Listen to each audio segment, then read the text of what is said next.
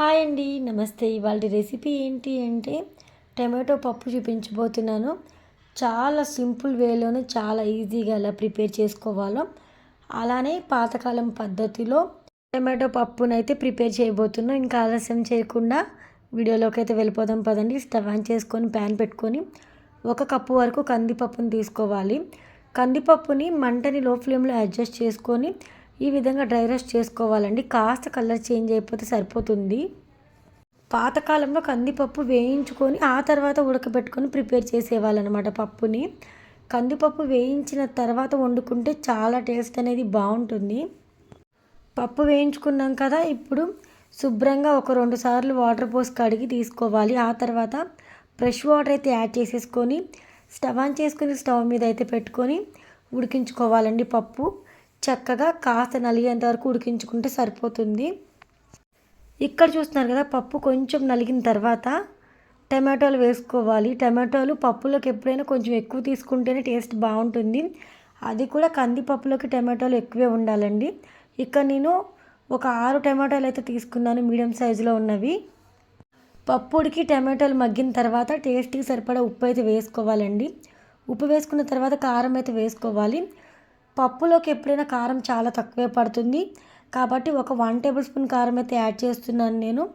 మీరు కారం అనేది చూసుకొని వేసుకోండి మీ టేస్ట్కి తగ్గట్టుగా. ఉప్పు కారాలు అడ్జస్ట్ చేసుకున్నాం కదా, ఇప్పుడు ఒకసారి కలుపుకుందాం.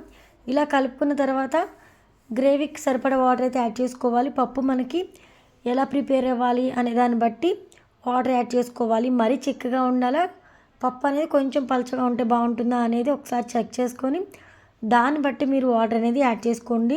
నేను ఇక్కడ పెద్ద గ్లాసులు వాటర్ అయితే యాడ్ చేస్తున్నాను. పప్పు ఇంకొంచెం ఉడకనిద్దాం. ఈలోపు ఇంకొక బర్నర్ మీద తాలింపు అయితే పెట్టేద్దాం. స్టవ్ ఆన్ చేసుకుని స్టవ్ మీద కడాయి పెట్టుకొని కడాయి హీట్ అయిన తర్వాత మనం ఇక్కడ ఆయిల్ అయితే యాడ్ చేసుకోవాలండి. పప్పులోకి ఒక 2 టేబుల్ స్పూన్ల ఆయిల్ కరెక్ట్గా సరిపోతుంది. నేను ఇక్కడ 1/2 కేజీ పప్పుతో టమాటో అయితే ప్రిపేర్ చేశానండి. ఇప్పుడు ఆయిల్ అయితే కాగిన తర్వాత ఒక 1 టేబుల్ స్పూన్ వరకు అయితే పచ్చిశనగపప్పు, అలానే 1 టేబుల్ స్పూన్ వరకు అయితే మినపప్పు, అలానే 1 టేబుల్ స్పూన్ వరకు అయితే జీలకర్ర అయితే వేసుకోవాలండి. జీలకర్ర అస్సలు స్కిప్ చేయకుండా వేసుకోండి, ఫ్లేవర్ బాగుంటుంది పప్పులోకి.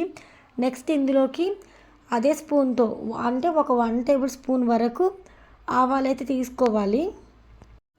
మంచి ఫ్లేవర్ యాడ్ అవ్వడం కోసం 4 నుంచి 5 వరకు వెల్లుల్లి రెబ్బలు అయితే పొట్టు తీసి అయితే వేసుకోవాలండి. ఇప్పుడు వెల్లుల్లి రెబ్బలు అయితే వేసుకున్న తర్వాత కరివేపాకు కూడా యాడ్ చేసేసుకోవాలి. కరివేపాకు అలానే ఎండుమిర్చి కూడా యాడ్ చేసుకోండి, ఫ్లేవర్ బాగుంటుంది. ఎండుమిర్చి కరివేపాకు యాడ్ చేసుకున్న తర్వాత ఫైనల్గా 1/2 టేబుల్ స్పూన్ వరకు అయితే పసుపు అయితే యాడ్ చేసుకొని ఈ విధంగా తాలింపుని మాడకుండా చూసుకుంటూ ఇలా ప్రిపేర్ చేసుకున్న తర్వాత మనం పక్కన ఆల్రెడీ ఉడికిస్తూ ఉన్న పప్పు ఏదైతే ఉందో ఆ పప్పుని ఈ తాలింపులోకి అయితే షిఫ్ట్ చేసేసుకోవాలండి.